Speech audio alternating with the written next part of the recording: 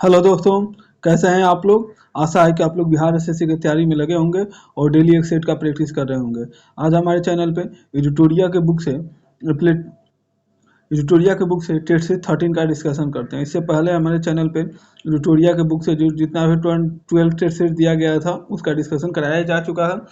तो जो पहले का वीडियो नहीं देखे हैं जाके देखिए, वीडियो को लाइक करिए, चैनल को सब्सक्राइब करिए और दोस्तों के बीच में शेयर करिए। और प्लेटफॉर्म के वॉल्यूम 1 में जितने भी टेस्ट सीट दिए गए थे 24 टेस्ट सीट, उसका भी डिस्कशन कराया गया। वॉल्यूम 2 में भी हम लोग लगभग उसमें भी हम लोग 12-13 टेस्ट सीट कर चुके हैं। तो जो पहले का वीडियो नहीं देखे हैं जाके देखिए, वीडियो को लाइक करिए, चैनल को सब्सक्राइब करिए और दोस्तों के बीच में शेयर करिए। और आप लोग कमेंट जरूर करिए। हर एक वीडियो के साथ कुछ ना कुछ एक्स्ट्रा फैक्ट बताया जाता है, उसको आप लोग उसमें, और जो भी आप लोग को क्वेश्चन दिया जाता है उसको आप लोग कमेंट जरूर करिए, क्योंकि उससे किसी ना किसी पहले भी एग्जाम में हम लोग पहले प्रश्न उसको बताए होंगे और आपके एग्जाम की दृष्टि से बहुत ही महत्वपूर्ण है। और आप लोग को हम बार बार बोल रहे हैं कि आप लोग कम पढ़ाई करिए लेकिन एक टेस्ट सीरीज जरूर मारिए। तो चलिए हम लोग आज ये टेस्ट सीरीज 13 का डिस्कशन करते हैं। ये टेस्ट एडिटोरिया के बुक से टेस्ट सीरीज 13 का हम लोग क्वेश्चन नंबर 1 का डिस्कशन करते हैं। चलिए, पहला नंबर क्वेश्चन है, निम्नलिखित में से किस अधिनियम के तहत भारत में पहली बार मुसलमानों के लिए पृथक निर्वाचन मंडल की व्यवस्था की गई? कि तो किसके द्वारा की गई थी? तो 1909 का मार्ले मिंटो सुधार के द्वारा किया गया था। Option number B. अच्छा, मार्ले मिंटो सुधार जिसे हम लोग क्या करते हैं, भारतीय परिषद अधिनियम 1919 में पहली बार केंद्रीय विधानसभा है तो मुस्लिम वर्गों के लिए पृथक निर्वाचक मंडल की व्यवस्था की गई। और इसी सुधार के तहत जाति, वर्ग, धर्म आदि के आधार पर पृथक निर्वाचन प्रणाली अपनाई गई। और जिसमें क्या था, presidency corporation chamber of commerce को जिम्मेदारी को पृथक प्रतिनिधित्व किया गया। इसके लिए लॉर्ड मिंटो को सांप्रदायिक निर्वाचन का जनक के रूप, इसी के लिए हम लोग लॉर्ड मिंटो को किस रूप में जानते हैं? लॉर्ड मिंटो जो थे, इनको हम लोग लॉर्ड मिंटो को हम लोग सांप्रदायिक निर्वाचन के जनक के रूप में जानते हैं। चलिए नेक्स्ट क्वेश्चन हम लोग देखते हैं, क्वेश्चन नंबर 2। संविधान की विशेषताओं और उनके स्रोतों में से कौन सा कथन सही सुमेलित है? तो विधि की शासन, ये विधि की शासन अमेरिका के संविधान से लिया गया है, ये गलत है। राष्ट्रपति चुनाव की जो पद्धति है कहाँ से ली गई? कनाडाई संविधान से ली गई, भी गलत है। संविधान की संयुक्त बैठक ऑस्ट्रेलिया के संविधान से लिया गया, ये सभी सही है। समानता और बंधुता फ्रांसीसी संविधान से लिया गया, तो ये भी सही है। तो कौन सा सही है? तो ऑप्शन नंबर सी, ये दोनों कथन क्या है, सही है। नेक्स्ट क्वेश्चन हम लोग देखते हैं, क्वेश्चन नंबर 3। राष्ट्रपति निम्नलिखित को सुमेलित करें। अच्छा, राष्ट्रपति पर अभियोग महाभियोग प्रक्रिया किस संविधान संशोधन के तहत लिया गया? तो अनुच्छेद 61 के द्वारा। राष्ट्रपति की क्षमादान की शक्ति किस अनुच्छेद में दिया गया? तो अनुच्छेद 72 में दिया गया है। तो भारत का महान्यायवादी कौन से अनुच्छेद में दिया गया है? तो संविधान अनुच्छेद 76 में दिया गया है। संसद का सत्र, सत्रावसान और भंग करना, ये किस अनुच्छेद के तहत दिया गया था? अनुच्छेद 85 में दिया गया है। इससे पहले हम जो प्लेटफॉर्म का सेट बनाया था उसमें भी एक क्वेश्चन दिया गया था। तो ये कौन सा हो जाएगा? 1 का ए, 2 का बी, 3 का D, option number A. Next question हम लोग देखते हैं, क्वेश्चन नंबर 4। संविधान में सीटों की अधिकतम और न्यूनतम संख्याएं कितनी हो सकती है? तो संविधान में सीटों की अधिकतम और न्यूनतम की संख्या हो सकती है तो 500 अधिकतम हो सकती है और न्यूनतम 60 हो सकती है, ऑप्शन नंबर बी। अच्छा, संविधान में जो 500 से अधिक सदस्य नहीं हो सकते हैं और 60 से कम भी नहीं हो सकते हैं। सबसे बड़े राज्य जो उत्तर प्रदेश के विधानसभा में कितने सदस्य हैं? तो सबसे पर जो यूपी में विधानसभा के टोटल 404 सदस्य हैं। और जिन राज्यों में कम आबादी और आकार में छोटे हैं उनके पास संविधान सभा के सदस्यों की संख्या कम होने का प्रावधान है। नेक्स्ट क्वेश्चन हम लोग देखते हैं, क्वेश्चन नंबर 5। निर्वाचन आयोग के संबंध में निम्नलिखित में से कौन सा कथन सही नहीं है? तो निर्वाचन आयोग जो है ये भारतीय संविधान के भाग 15 के अनुच्छेद 324 से 329 के बीच में निर्वाचन आयोग का वर्णन है, ये सही है। निर्वाचन आयोग के सदस्यों की संख्या राष्ट्रपति द्वारा निर्धारित की जाती है, ये भी सही है। और सी नंबर ऑप्शन है, मुख्य चुनाव आयुक्त राष्ट्रपति के प्रशासन पर अपने पत्र धारण नहीं करता है, ये भी सही है। और निर्वाचन आयोग के सदस्य 6 वर्ष की अवधि या 62 वर्ष की उम्र दोनों में से जो पहले के लिए पद धारण करते हैं, ये सही है। ऑप्शन नंबर जो ये क्या है, ये इसमें ये गलत क्वेश्चन दिया हुआ है। ये 6 वर्ष निर्वाचन आयोग के जो सदस्य होते हैं, ये 6 वर्ष की अवधि या ये 65 वर्ष, ये 62 वर्ष नहीं है, कितना ये, तो 65 वर्ष की उम्र में से जो पहले हो के लिए पद की धारण करते हैं। नेक्स्ट क्वेश्चन हम लोग देखते हैं, क्वेश्चन नंबर 6। किस अनुच्छेद के तहत संसद के दोनों सदनों से पारित विधेयक को राष्ट्रपति की सहमति के लिए भेजा जाता है? तो किस अनुच्छेद के तहत भेजा जाता है? तो अनुच्छेद 101 के तहत 111 के तहत भेजा जाता है। Option number C. अनुच्छेद 106 के तहत संसद के सदस्यों के वेतन और भत्ता दिया गया है। वेतन और भत्ता किसमें दिया गया है? तो अनुच्छेद 106 में दिया गया है। अनुच्छेद 109 में धन विधेयक के संबंध में विशेष प्रक्रिया किया गया है। अनुच्छेद 111 में धन विधेयक पर राष्ट्रपति की अनुमति का वर्णन किया गया है। और अनुच्छेद 121 में संसद में चर्चा पर निर्बंधन किया गया है। नेक्स्ट क्वेश्चन हम लोग देखते हैं, क्वेश्चन नंबर 7। संसद समितियों के संबंध में निम्नलिखित में से कौन सा कथन सही नहीं है?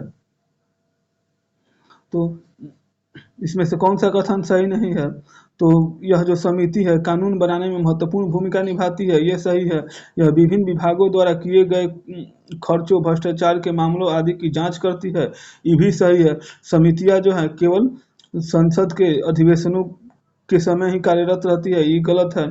और ये समितियां संसद के दैनिक कार्यों के भी कार्य करती है, भी सही है। तो इसमें से कौन सा कथन सही नहीं है? तो ऑप्शन नंबर सी जो है ये सही नहीं है। नेक्स्ट क्वेश्चन हम लोग देखते हैं, क्वेश्चन नंबर 8। निम्नलिखित में से कौन सा सही सम्मिलित नहीं है? अच्छा, दूसरी अनुसूची में किसके बारे में दिया गया था? विभिन्न पदाधिकारियों के वेतन और भत्ते के बारे में दिया गया है, ये सही है। तीसरी अनुसूची में विभिन्न पदाधिकारियों द्वारा ली जाने वाली शपथ के बारे में दिया गया, ये भी सही है। चौथी अनुसूची में विभिन्न राज्यों तथा केंद्र शासित प्रदेशों के का राज्यसभा के प्रतिनिधि के बारे में दिया गया, ये भी सही है। पांचवी अनुसूची में असम, मेघालय, त्रिपुरा और मिजोरम के जनजातीय क्षेत्रों के प्रशासन के बारे में दिया गया है, ये क्या है? गलत है। इसमें जो है अनुसूचित क्षेत्र, पांचवी अनुसूची में अनुसूचित क्षेत्रों और अनुसूचित जनजातियों के प्रशासन और नियंत्रण के बारे में उल्लेख है। और ये छठी अनुसूची में असम, मेघालय, त्रिपुरा और मिजोरम के जनजातीय क्षेत्रों के प्रशासन के बारे में प्रावधान किया गया है। तो ये कौन सा ऑप्शन इसमें कौन सा सही सम्मिलित नहीं? तो ऑप्शन डी जो है ये सही सम्मिलित नहीं है। चलिए नेक्स्ट क्वेश्चन हम लोग देखते हैं। और ये किस अनुच्छेद में दिया गया है? जो ये बात दिया गया है तो ये 6वीं अनुसूची में दिया गया है। नेक्स्ट क्वेश्चन हम लोग देखते हैं, क्वेश्चन नंबर 9। संसद के दोनों सदनों की संयुक्त बैठक के दौरान यदि लोकसभा अध्यक्ष अनुपस्थित हो तो संयुक्त बैठक की अध्यक्षता कौन करता है? तो लोकसभा अगर अध्यक्ष अनुपस्थित हो तो उस समय लोकसभा का उपाध्यक्ष करता है। Option number B. अच्छा, अगर संसद के दोनों सदनों की संयुक्त बैठक के समय अध्यक्ष की उपस्थिति में उपाध्यक्ष पीठासीन होता है तो अध्यक्ष पद पर रिक्त होने पर उपाध्यक्ष उसके कार्यों का निर्वहन करता है। और यदि उपाध्यक्ष भी अनुपस्थित रहे तो राज्यसभा के जो उपसभापति होते हैं उनको यह दायित्व निभाना पड़ता है। यदि राज्यसभा के उपसभापति भी अनुपस्थित होते हैं तो देखा जाता है कि संयुक्त बैठक में उपस्थित सदस्यों द्वारा निर्णय लिया जाता है कि उसकी अध्यक्षता किसके द्वारा की जाएगी। चलिए नेक्स्ट क्वेश्चन हम लोग देखते हैं, क्वेश्चन नंबर 10। सिंधु सभ्यता संबंधित है, तो सिंधु सभ्यता किससे संबंधित है? तो आद्य ऐतिहासिक युग से संबंधित है। Option number B. अच्छा, सांध्य सभ्यता आद्य ऐतिहासिक काल की सभ्यता है क्योंकि यह लेखन कला का ज्ञान तो है किंतु इसे अभी तक पढ़ा नहीं गया है। नेक्स्ट क्वेश्चन हम लोग देखते हैं, नदियों और वैदिक नदियाँ और उनके आधुनिक नाम। अच्छे, कुंभा जो है ये किसकी जो है कुंभा ये किसका वैदिक नाम है? कौन सी नदी की है? तो काबुल नदी की वैदिक नदी इसका अभिन्न में जिसका नाम काबुल है उसका पूरा नाम क्या है? तो कुंभा है। अच्छा, परमेश्वरी किसकी आधुनिक नाम है? तो ये रावी नदी की है। अच्छा, सदानीरा किसकी है? तो गंडक की है। और सतुद्री किसकी है? तो सतलज की है। आप लोग मिला लीजिए इसको। नेक्स्ट क्वेश्चन हम लोग देखते हैं, क्वेश्चन नंबर 12। वैदिक ग्रंथ और उनके रचनाकारों के संबंध में कौन सा विकल्प गलत है? मिलहपंद की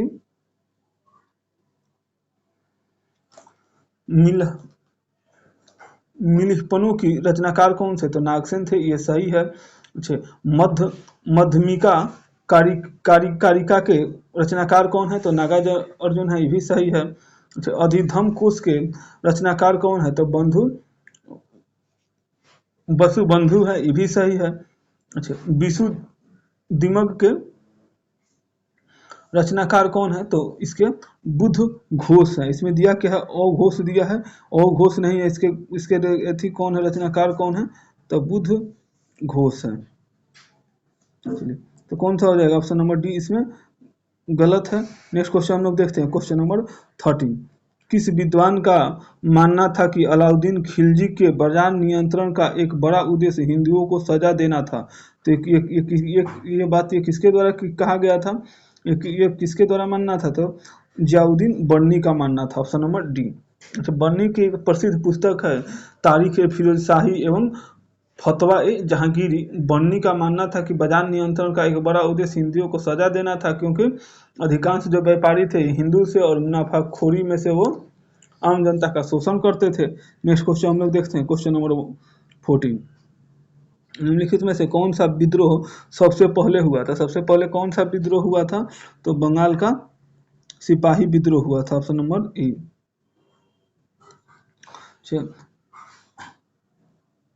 बंगाल का सिपाही विद्रोह हुआ कब था? तो ये हुआ था 1764 में हुआ था। और सबसे जिसमें विक्टर मुनरो की एक सैनिक जो टुकड़ी है, ये बक्सर की रणभूमि में मीर कासिम से जा मिली थी। बेलूर का सिपाही विद्रोह कब हुआ था? तो बेलूर का जो सिपाही विद्रोह है ये 1806 में हुआ था। कुल विद्रोह कब हुआ था? तो कुल विद्रोह 1831 से 1832 तक हुआ था। और कच्छ का जो विद्रोह है ये कब हुआ था? तो 1819 से 1821 तक हुआ था। नेक्स्ट क्वेश्चन हम लोग देखते हैं, क्वेश्चन नंबर 15। 1857 की क्रांति के बारे में किसने कहा था कि यह अंग्रेजों के विरुद्ध हिंदू और मुसलमानों का षड्यंत्र है? तो किसने कहा था? तो टेलर और आउट्रम ने कहा था। Option number D. टेलर और आउट्रम ने 1857 की क्रांति को अंग्रेजों के विरुद्ध हिंदू और मुसलमानों का षड्यंत्र कहा था। और सार्जन लोरेंस इसे पूर्णतः सिपाही विद्रोह बताया था। नेक्स्ट क्वेश्चन हम लोग देखते हैं, question number 16। Doctor Rajendra Prasad ने किसे पाकिस्तान का जन्मदाता माना है? तो डॉक्टर राजेंद्र प्रसाद पाकिस्तान के जन्मदाता किसे मानते थे? तो लॉर्ड मिंटो को मानते थे। Option number C. Lord Minto के प्रोत्साहन से मुस्लिम लीग का गठन 1906 में हुआ था। मुस्लिम लीग का गठन कब हुआ था? तो मुस्लिम लीग का जो गठन है 1906 में हुआ था, लॉर्ड मिंटो के ही प्रोत्साहन से। और साथ ही पृथक निर्वाचन मंडल भी इसी की देन थी। और इन्हीं दो कारणों से राष्ट्रीय आंदोलन में मतभेद हुआ, जिससे अंततः क्या हुआ? देश का विभाजन हुआ था। नेक्स्ट क्वेश्चन हम लोग देखते हैं, क्वेश्चन नंबर 17 नंबर क्वेश्चन है, मद्रास महाजन सभा की स्थापना से कौन सम्मिलित नहीं है? तो मद्रास महाजन सभा की स्थापना से एमजी रनाडे संबंधित नहीं है। Option number C. अच्छा, मद्रास महाजन सभा की स्थापना कब हुआ था? तो इसकी स्थापना हुई थी 1884 में जी शिवारमन, आनंद चारुली तथा बी राघवाचारी के द्वारा की गई थी। नेक्स्ट क्वेश्चन हम लोग देखते हैं, क्वेश्चन नंबर 18। किस घटना के बाद महात्मा गांधी ने असहयोग आंदोलन को अपना हिमालय जैसी भूल बताई थी? तो किस घटना के बाद बताई थी? तो चौरी चौरा हत्याकांड के बाद बताया था। Option number E. Mahatma Gandhi ने 1 अगस्त 1920 को असहयोग आंदोलन की शुरुआत की थी, लेकिन चौरी चौरा हत्याकांड कब हो गया था? तो ये चौरी चौरा हत्याकांड हो गया था 5 फरवरी 1922 को चौरी चौरा हत्याकांड हो गया। और इसी घटना से असहयोग आंदोलन को क्या किया गया? वापस ले लिया गया। और उसे कब स्थगित किया गया था? तो 11 फरवरी 1922 को असहयोग आंदोलन को स्थगित कर दिया गया। नेक्स्ट क्वेश्चन हम लोग देखते हैं, क्वेश्चन नंबर 19। भगत सिंह की स्मारक कहाँ स्थित है? तो भगत सिंह की जो स्मारक है ये फिरोजपुर में स्थित है, ऑप्शन नंबर सी। अच्छा, भगत सिंह, राजगुरु और सुखदेव को लाहौर में फांसी दी गई थी। इन तीनों को फांसी कहाँ दी गई थी? तो अगर फांसी पूछे तो इन्हें, इनकी फांसी जो है ये लाहौर में दी गई थी।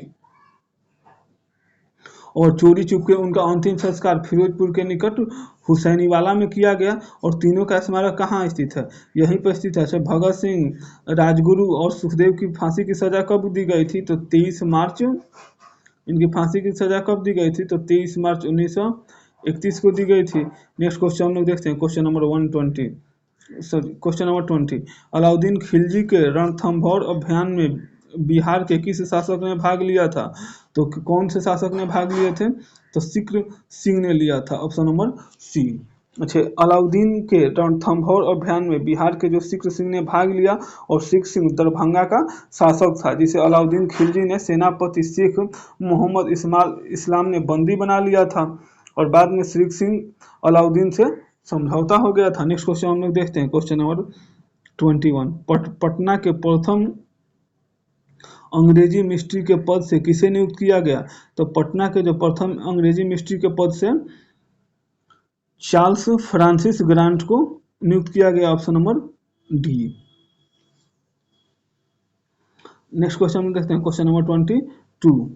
निम्नलिखित में से कौन सा जल डमरू मध्य काल सागर और मरमरा सागर को जोड़ता है? तो काल सागर और मरमरा सागर को कौन जोड़ता है? तो बासपोर्सा जल डमरू जोड़ता है, option number B.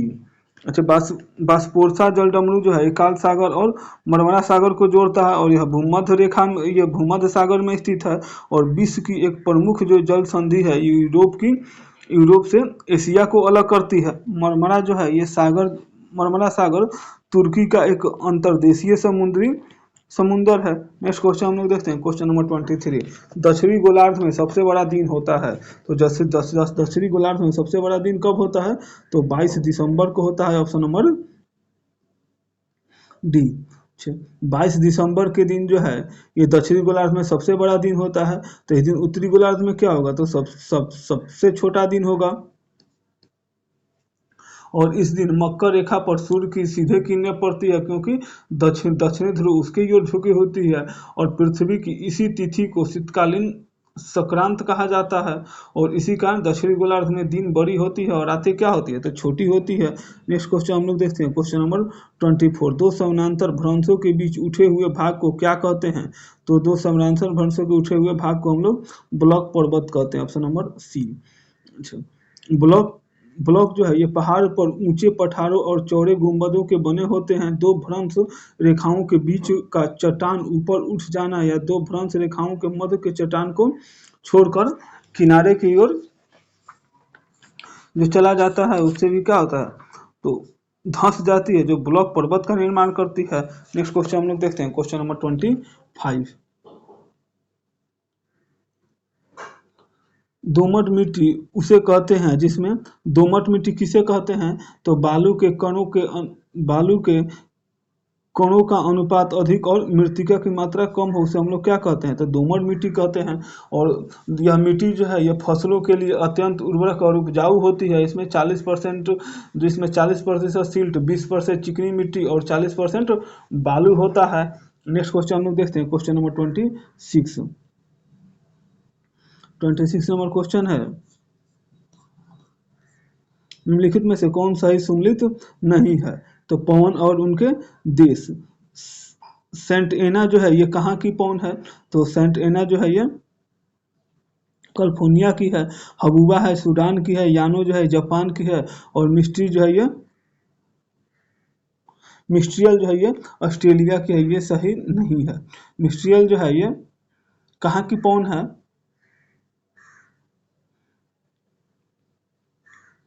Option number, इसमें कौन सा पूछा? ऑप्शन नंबर डी ये गलत है। ये हबूब सूडान में चलने वाली एक शुष्क पौने को कहते हैं। मिस्ट्रियल जो है ये ठंडी मिस्ट्रियल जो है एक यह क्या है, तो मिस्ट्रियल ठंडी ध्रुवीय स्थायी पवनें है जो भूमध्य सागर के उत्तर पश्चिम भाग विशेष करके स्पेन और फ्रांस को प्रभावित है। इससे कौन प्रभावित है मिस्ट्रियल से, तो इससे फ्रांस और स्पेन प्रभावित है। नेक्स्ट क्वेश्चन हम लोग देखते हैं, क्वेश्चन नंबर 27, निम्नलिखित में से कौन सा सही सम्मिलित नहीं है, तो देश और मुद्रा। बहरीन देश की मुद्रा क्या है, 27 नंबर क्वेश्चन, बहरीन देश की जो मुद्रा है ये सही सम्मिलित नहीं पूछा है, तो बहरीन की जो मुद्रा है ये दिनार है, ये सही है। मंगोलिया की मुद्रा क्या है, तो तुगरिक है, ये भी सही है। मलेशिया की मुद्रा क्या है, तो रिंगिट है, ये भी सही है। और इजराइल की मुद्रा क्या है, तो डॉलर है, ये गलत है। इजराइल की मुद्रा क्या है, तो न्यू स्केल है। इजराइल की मुद्रा क्या है, तो न्यू स्केल है। Option number D. अच्छा चलिए हम सबका राजधानी देख लेते हैं। बहरीन की राजधानी क्या है, तो मनामा है। मंगोलिया की राजधानी कहाँ है, तो उलान बटोर है। मलेशिया की राजधानी कहाँ है, तो क्वालालंपुर है।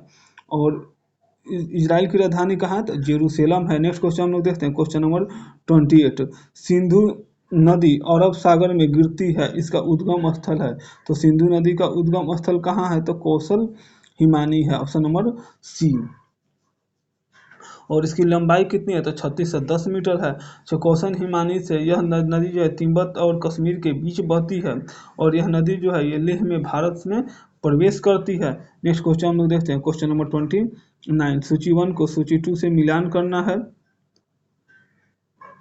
खेतरी जो है ये किसके लिए प्रसिद्ध है, तो खेतरी है ये तांबे के लिए प्रसिद्ध है। एका वन। अच्छा नेवली जो है ये लिग्नाइट के लिए प्रसिद्ध है। जादूगोरा है यूरेनियम के लिए प्रसिद्ध है। जादूगोरा किसके लिए, यूरेनियम के लिए है। और केंद्रमुखी जो है ये लोहा के लिए है। खेतरी तांबा के लिए हो जाएगा और नवेली जो है ये लिग्नाइट के लिए हो जाएगा। तो आप सब मिलान करिए, 1 का 1, 2 का 2, 3 का 4, option number B. Next question हम लोग देखते हैं, क्वेश्चन नंबर 13, अंतर्राष्ट्रीय सामाजिक सहायता कार्यक्रम में गरीबी रेखा के नीचे के लिए निम्न कार्यक्रम सम्मिलित नहीं है, तो कौन सा इसमें कार्यक्रम सम्मिलित नहीं है, तो महिला किसान सशक्तिकरण परियोजना इसमें सम्मिलित नहीं है। Option number C. अच्छा राष्ट्रीय सामाजिक सहायता कार्यक्रम NSAP गरीबी रेखा से नीचे जो है BPL परिवारों के लिए एक केंद्रीय प्रायोगिक योजना है, जिसके तहत 5 उप योजनाएं हैं।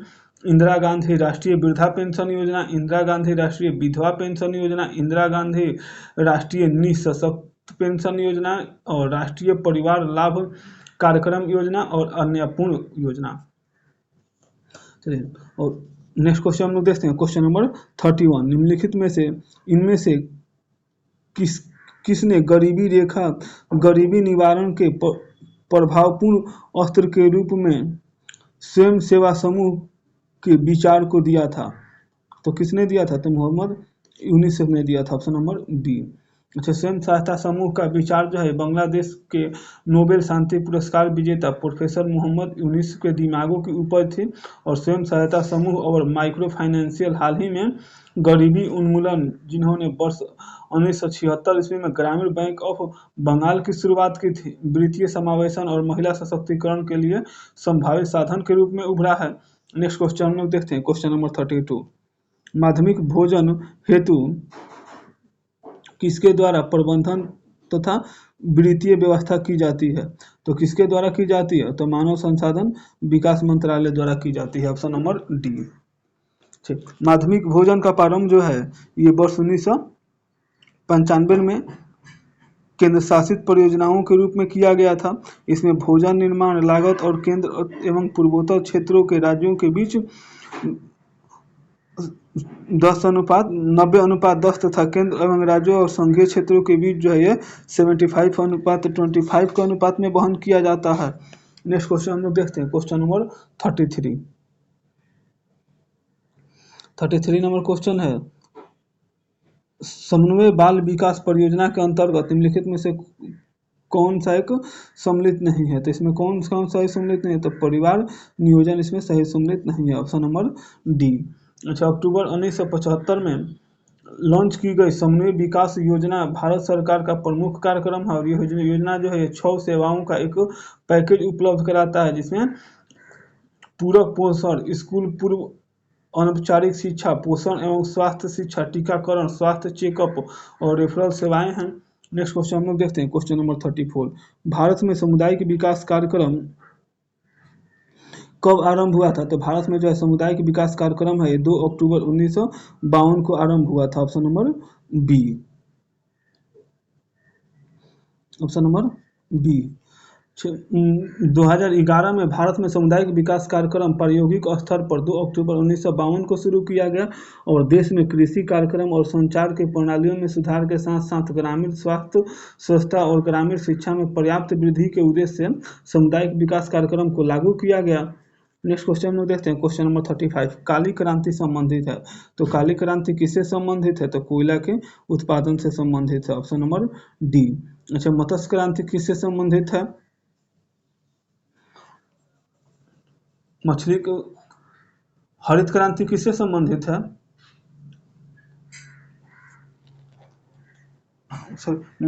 मत्स्य उत्पादन जो थी, मत्स्य उत्पादन जो है ये इसको किस नाम से जाना जाता है? तो नीली क्रांति के नाम से जाना जाता है। टमाटर या मांस उत्पादन को किस नाम से जाना जाता है? तो लाल क्रांति के नाम से जाना जाता है। दूध उत्पादन को किस नाम से जाना जाता है? तो श्वेत क्रांति के नाम से जाना जाता है। कच्चे तेल उत्पादनों को हम लोग काली क्रांति के नाम से जानते हैं। गे क्रांति है उर्वरक उत्पादन से संबंधित है और हरित क्रांति है खाद्यान्न उत्पादन से संबंधित है। नेक्स्ट क्वेश्चन हम लोग देखते हैं, question number 36। Global hunger index 2023 में भारत का स्थान क्या है? तो इसमें भारत का स्थान कौन सा है? तो 111वां है। Option number B. 2023 के लिए नवीनतम ग्लोबल हंगर इंडेक्स में भारत को 125 देशों में 111वां स्थान रखा गया और 2022 में इस सूची में 107 स्थान पे था। नेक्स्ट क्वेश्चन हम लोग देखते हैं, क्वेश्चन नंबर 37। रसायन क्षेत्रों में 2023 के लिए निम्नलिखित में से किसे नोबेल पुरस्कार से सम्मानित नहीं किया गया? तो रसायन क्षेत्रों में किसे नहीं किया गया है? तो डी उसमैन को छोड़ के बाकी सभी को किया गया। किसको किसको किया गया है? तो लुई ब्रूस को, मैगी डी बार्डिनो को और एक्लिस एल एकिवो को किया गया है। नेक्स्ट क्वेश्चन हम लोग देखते हैं, क्वेश्चन नंबर 38। एशियन गेम 2023 में भारत ने अपना पहला स्वर्ण पदक किस खेल में जीता? तो अपना पहला स्वर्ण पदक है किस खेल में जीते? तो शूटिंग में जीता है। Option number A. और भारत जो है ये इस खेल में भारत जो है क्या पहला जो स्वर्ण पदक जीता है ये शूटिंग में जीता है। नेक्स्ट क्वेश्चन हम लोग देखते हैं, क्वेश्चन नंबर 39। प्रतिवर्ष अंतर्राष्ट्रीय सांकेतिक भाषा दिवस कब मनाया जाता है? तो सांकेतिक जो भाषा दिवस है 23 सितंबर को मनाया जाता है। Option number B. अच्छा, 2023 को इसका थीम क्या था? तो एक जैसी दुनिया जहां हर जगह बाधित लोग कहीं भी हस्ताक्षर कर सकते हैं। नेक्स्ट क्वेश्चन हम लोग देखते हैं, क्वेश्चन नंबर 40। संयुक्त राष्ट्र ने वर्ष 2023 से 24 के लिए भारत की जीडीपी वृद्धि दर कितनी अनुमानित किया है? तो जीडीपी का जो अनुमानित दर है 6.7% है। Option number D. अच्छा, मूडीज रेटिंग एजेंसी ने भारत की जीडीपी कितना बताया है? तो 5.9 बताया है, 5.9% बताया है। अच्छा, फेच रेटिंग एजेंसी ने भारत की जीडीपी का कितना बताया है? तो 63.3 बताया है। अच्छा, विश्व बैंक ने भारत की जीडीपी कितने % बताई है? तो 6.3 ही बताई है। नेक्स्ट क्वेश्चन हम लोग देखते हैं, क्वेश्चन नंबर 41। मुख्यमंत्री महिला उद्यमी योजना की शुरुआत किस राज्य के द्वारा की गई है? तो मुख्यमंत्री महिला उद्यमी योजना की जो शुरुआत है ये बिहार सरकार द्वारा की गई है। Option number A. इस योजना के लिए महिलाओं को 10 लाख रुपए की राशि प्रदान की जाती है। नेक्स्ट क्वेश्चन हम लोग देखते हैं, क्वेश्चन नंबर 42 नंबर क्वेश्चन है, सतत विकास रिपोर्ट 2023 में प्रथम स्थान पर कौन सा देश है? तो प्रथम स्थान पर कौन सा देश है? तो फिनलैंड है। Option number A. अच्छा, सतत विकास रिपोर्ट 2023 को प्रतिवर्ष सतत विकास समाधान नेटवर्क द्वारा जारी किया जाता है और इस सूचकांक में प्रथम देश जो है फिनलैंड है और इसमें भारत का स्थान कौन सा है? तो इसमें भारत का जो स्थान है ये 112वां है। इसमें भारत कितने नंबर पे है? तो भारत 112 नंबर पे है। नेक्स्ट क्वेश्चन हम लोग देखते हैं, क्वेश्चन नंबर 43। विश्व आर्थिक मंच की बैठक 2023 में कहाँ आयोजित की गई? तो 2023 में इसका आयोजन है ये दावोस में किया गया था, ऑप्शन नंबर ए। से विश्व आर्थिक मंच की बैठक 2023 दावोस में स्विट्जरलैंड में आयोजित किया गया और 2023 में इसका विषय क्या था? Cooperation in the fragmented world. Next question हम लोग देखते हैं, क्वेश्चन नंबर 44। आईसीसी विश्व कप 2023 के ब्रांड एम्बेसडर के रूप में किसे नामित किया गया? तो किसे नामित किया गया है? तो शाहरुख खान को नामित किया गया है, ऑप्शन नंबर बी। अच्छा, इस वर्ष जो है ब्रांड एम्बेसडर के रूप में किसे चुना गया? तो शाहरुख खान को चुना गया। नेक्स्ट क्वेश्चन हम लोग देखते हैं, क्वेश्चन नंबर 45। किस मंत्रालय द्वारा साथी साथी पोर्टल को लॉन्च किया गया? तो साथी पोर्टल जो है ये कृषि मंत्रालय के द्वारा लॉन्च किया गया है, option number A. Next question हम लोग देखते हैं, क्वेश्चन नंबर 46। 46 नंबर, वी आन थियोग किस देश के नए राष्ट्रपति बने हैं? तो वी आन थियोग जो है ये वियतनाम देश के नए राष्ट्रपति बने हैं, ऑप्शन नंबर सी। अच्छा, वियतनाम के प्रधानमंत्री के रूप में किसका किसका चुनाव हुआ है? तो वियतनाम के प्रधानमंत्री फान मिंच हिंच बने हैं। फान मिंच हिंच जो है ये प्रधानमंत्री हैं। और वियतनाम के संसद का नाम क्या है? तो नेशनल असेंबली है। और वियतनाम की अगर राजधानी पूछे तो इसकी राजधानी कहाँ है? तो हनोई है। इसकी राजधानी कहाँ है? तो इसकी राजधानी जो है हनोई है। नेक्स्ट क्वेश्चन हम लोग देखते हैं, क्वेश्चन नंबर 47। सर्वाधिक वनानीकरण प्रतिशत वाला राज्य निम्नलिखित में से कौन सा है? तो कौन सा है? तो अरुणाचल प्रदेश है, ऑप्शन नंबर ए। अच्छा, नेक्स्ट क्वेश्चन हम लोग देखते हैं, क्वेश्चन नंबर 48। केंद्र सरकार द्वारा 500 गीगावाट अक्षय ऊर्जा लक्ष्य प्राप्त करने का लक्ष्य कब तक रखा गया है? तो इसका लक्ष्य कब तक रखा गया है? तो 2030 तक रखा गया है, ऑप्शन नंबर बी। अच्छा, भारत सरकार ने वर्ष 2030 तक अक्षय ऊर्जा के क्षेत्रों में 500 गीगावाट लक्ष्य प्राप्त करने का लक्ष्य रखा है। 280 गीगावाट जो है सौर ऊर्जा का लक्ष्य 2030 तक रखा गया है। और भारत द्वारा नेट जीरो का लक्ष्य 2070 रखा गया। भारत को ऊर्जा स्वतंत्र देश बनाने का लक्ष्य 2047 रखा गया है। नेक्स्ट क्वेश्चन हम लोग देखते हैं, क्वेश्चन नंबर 49। पुस्तक द योग सूत्र फॉर चिल्ड्रन के लेखक कौन है? तो इसके लेखक कौन है? तो रूपा पाई है, option number A. Next question हम लोग देखते हैं, क्वेश्चन नंबर 15। 21वें एशियाई गेम्स का आयोजन कहाँ किया गया? तो 21वें जो है एशियाई गेम का जो आयोजन है ये अभी हाल ही फिलहाल में कहाँ किया गया था? तो कतर में किया गया था, ऑप्शन नंबर बी। 21वें एशियन गेम का आयोजन सॉरी ये कहाँ किया जाएगा? तो 21वीं गेम्स का जो आयोजन है ये कतर में आयोजित किया जाएगा। और ये कब आयोजित किया जाएगा? तो 2030 में आयोजित किया जाएगा। अच्छा, 19वीं एशियन गेम्स का आयोजन कहाँ किया गया? 2022 में चीन में किया गया। और 20वीं एशियन गेम जो है 2026 में होगा। इसका आयोजन जापान में किया जाएगा। और 21वीं का दिया ही नहीं है, कतर में होगा। और 22वीं का कहाँ होगा? तो सऊदी अरब में होगा। नेक्स्ट क्वेश्चन हम लोग देखते हैं, क्वेश्चन नंबर 51। जब प्रकाश एक माध्यम से दूसरे माध्यम में प्रवेश करती है तो उसके तरंगदैर्घ्य पर क्या प्रभाव पड़ता है? तो तरंगदैर्घ्य उसका परिवर्तित हो जाता है, ऑप्शन नंबर ए।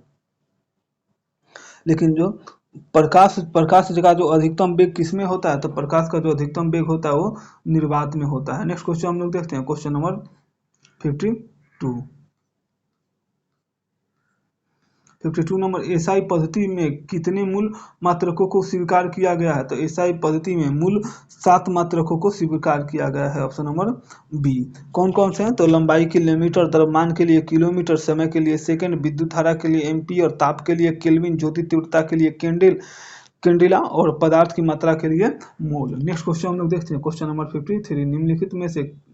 निम्नलिखित में से पदार्थों के अम्लीय या क्षारीय होने का प्राकृतिक सूचक है। तो अम्लीय क्षारीय होने का प्राकृतिक सूचक क्या है? तो लिटमस है,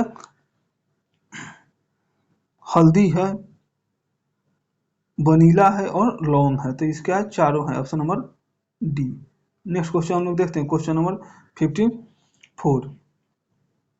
फाइबर ऑप्टिक्स किस सिद्धांत पर कार्य करता है? तो फाइबर ऑप्टिक्स है ये संपूर्ण परावर्तन के सिद्धांत पे काम करता है, ऑप्शन नंबर सी।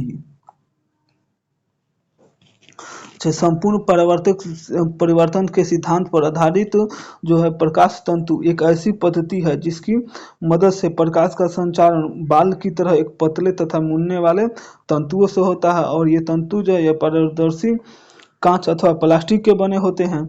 और प्रकाश तंतु का प्रयोग आंतरिक भागों का प्रक्षेपण करने तथा टेलीफोन बेक्सलस के रूप में किया जाता है। नेक्स्ट क्वेश्चन हम लोग देखते हैं, क्वेश्चन नंबर 55।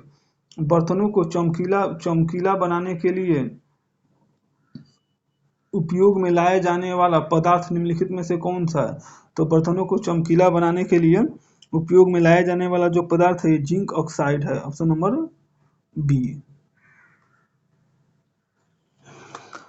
बर्तनों को चमकीला बनाने के लिए जिंक ऑक्साइड का प्रयोग किया जाता है, और वस्तुओं को चमकीला बनाने के लिए अन्य ऑक्साइड में silicon dioxide, aluminium oxide, barium oxide और सोडियम ऑक्साइड आते हैं। नेक्स्ट क्वेश्चन हम लोग देखते हैं, क्वेश्चन नंबर 56।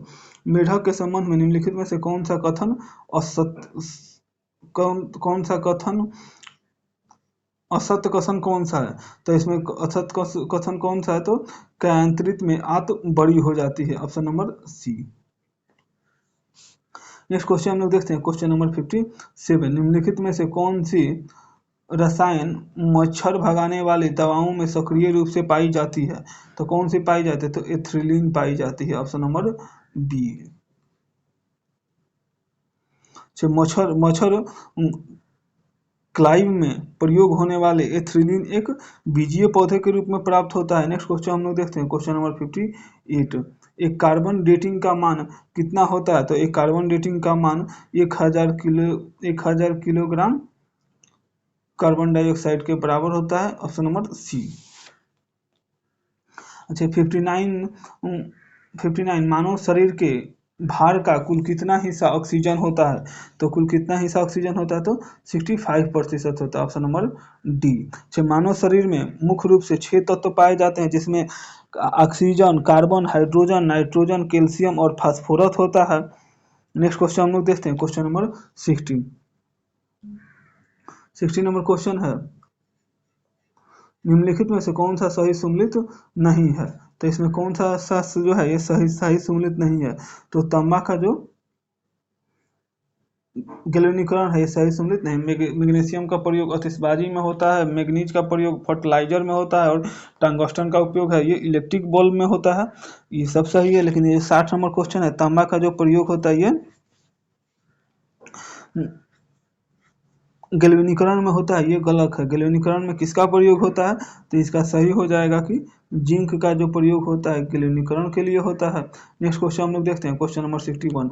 फास्फोरस का कौन सा अणु अंधेरे और वायु में रखे जाने पर स्वतः जल उठता है? तो कौन सा जल उठता है? तो श्वेत फास्फोरस जल उठता है, ऑप्शन नंबर बी। अच्छा, अंधेरे में श्वेत फास्फोरस को वायु में रखने पर उसमें पीला और हरा प्रकाश उत्सर्जित होता है और सफेद धूप बनते हैं, जिनकी गंध क्या लहसुनिया जैसी होती है। नेक्स्ट क्वेश्चन हम लोग देखते हैं, क्वेश्चन नंबर 62। निम्नलिखित में से किसकी मात्रा अम्ल वर्षा में सबसे अधिक होती है? तो अम्लीय वर्षा में किसकी सबसे अधिक होती है? तो सल्फ्यूरिक अम्ल की होती है, ऑप्शन नंबर बी।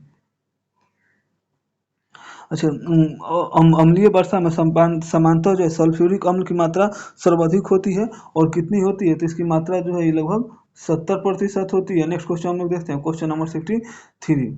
सांस लेने एवं छोड़ने की क्रिया के दौरान निम्नलिखित में से कौन सी गैस प्रभावित नहीं होती है? तो कौन सी गैस प्रभावित नहीं होती? तो नाइट्रोजन गैस प्रभावित नहीं होती है, ऑप्शन नंबर बी। अच्छा, श्वसन की क्रिया कैसी क्रिया है? तो जैविक क्रिया है, जिसमें वायुमंडल से जो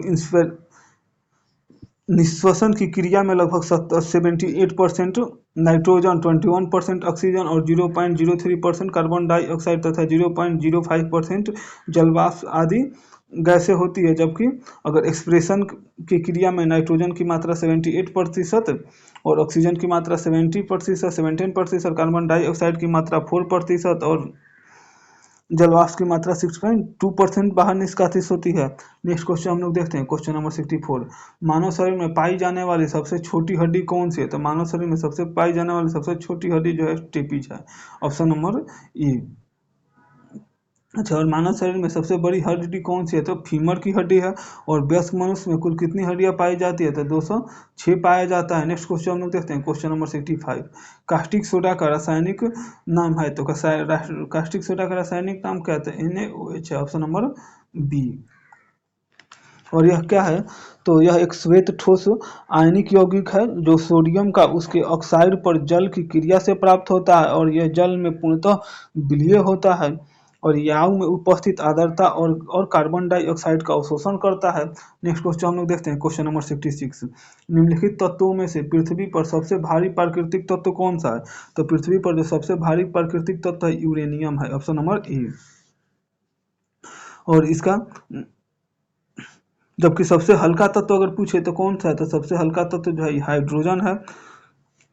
और पृथ्वी पर सबसे भारी धातु कौन सी है? तो ऑक्सीजन है। नेक्स्ट क्वेश्चन हम लोग देखते हैं, क्वेश्चन नंबर 67। 67 नंबर क्वेश्चन है, निम्नलिखित में से कौन सा तना का उदाहरण नहीं है? तो तना का उदाहरण कौन सा नहीं है? तो शकरकंद जो है ये तना का उदाहरण नहीं है, ऑप्शन नंबर सी। आलू, गन्ना एवं अदरक जो ये तना के उदाहरण है, और शकरकंद का जो संग्रह है ये अंग जड़ है। चलिए नेक्स्ट क्वेश्चन हम लोग देखते हैं, क्वेश्चन नंबर 68।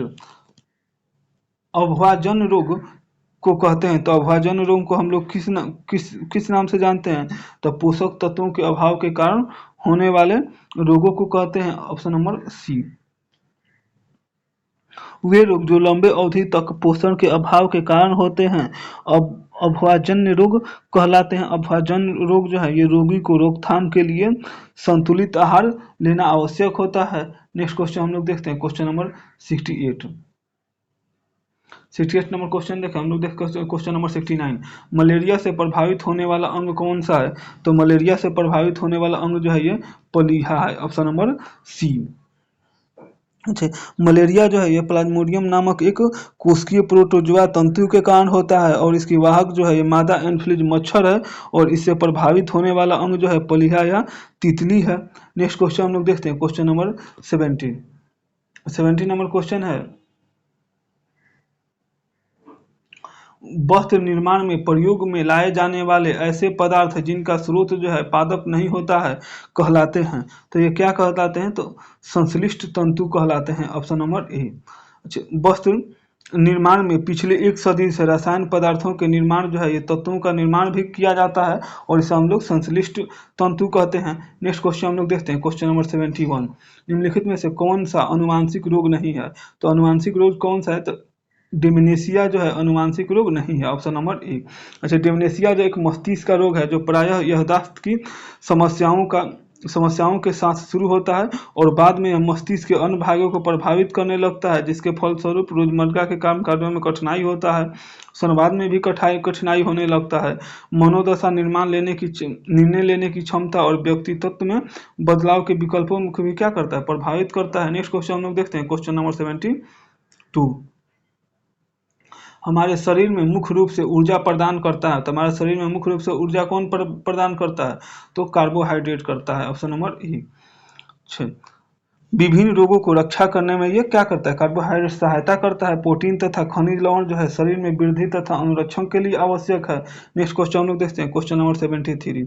भीड़ नियंत्रण हेतु प्रयोग में लाई जाने वाली अश्रु गैस में कौन सी गैस होती है? तो इसमें कौन सी गैस होती है? तो अमोनिया गैस होती है, option number C. Ammonia gas में मानव की आंख के संपर्क में आने से जलने लगती है और अश्रु टपकने लगता है। नेक्स्ट क्वेश्चन हम लोग देखते हैं, क्वेश्चन नंबर 74। हमारे शरीर में अतिरिक्त ग्लूकोज ग्लाइकोजन में परिवर्तित होकर कहाँ भंडारित होता है? तो ये कहाँ भंडारित होता है? तो यकृत में भंडारित होता है, ऑप्शन नंबर बी। अच्छा, मानव शरीर की जो सबसे बड़ी ग्रंथि है यकृत। यकृत का कार्य है रक्त में उपस्थित अतिरिक्त ग्लूकोज को ग्लाइकोजन के रूप में परिवर्तित करके संचित रखना, तथा जरूरत के अनुसार इसे ग्लाइकोजन को ग्लाइकोलोज के रूप में ऊर्जा प्रदान करना। नेक्स्ट क्वेश्चन हम लोग देखते हैं, क्वेश्चन नंबर 75 जो आज का लास्ट क्वेश्चन है। N9H2 इन्फ्लुएंजा वायरस निम्नलिखित में से कौन सा रोग होता है? तो इसके द्वारा कौन सा रोग होता है? तो ब्लू बर्ड होता है, ऑप्शन नंबर ए। अच्छा, इस यह जो वायरस है ये का एक अर्थ दुर्लभ प्रकार का वायरस है, दोनों ही वायरस है एवियन इन्फ्लुएंजा या बर्ड फ्लू का कारण होता है। तो 75 क्वेश्चन का श्रृंखला यहीं पे समाप्त होता है। वीडियो अच्छा लगे तो लाइक करिए, चैनल को सब्सक्राइब करिए और दोस्तों के बीच में शेयर करिए। Thank you for watching video, please like and subscribe. Thank you.